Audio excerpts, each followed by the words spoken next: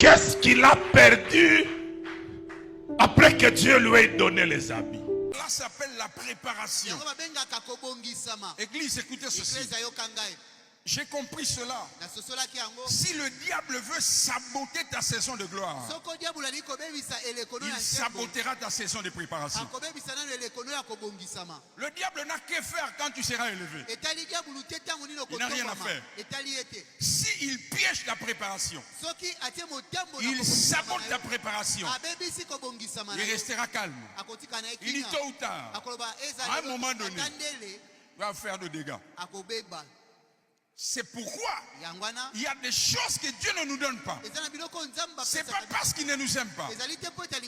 C'est parce qu'il nous aime tellement qu'il nous préserve. Il ne veut pas. S'il te donne ça, sans préparation, ça je l'ai entendu chez mon frère. Il a dit sans préparation, il y aura toujours des réparations. Ça veut dire que tu peux être nu dans la gloire et habillé dans la honte. Il y a quelqu'un à la croix qui est nu. Et c'est là qu'il y a la gloire. Il est nu. Il est sans habit.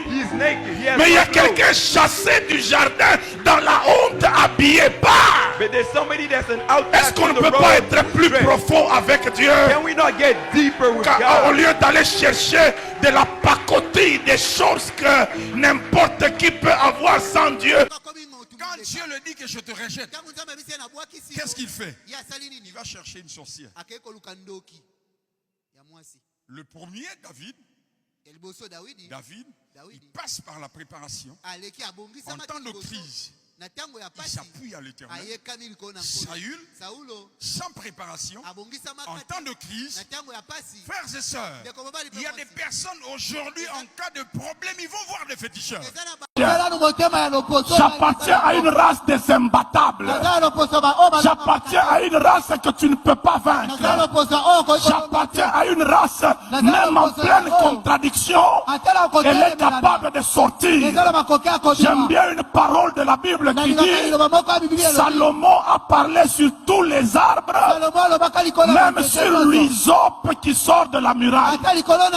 La muraille n'a rien de fertile.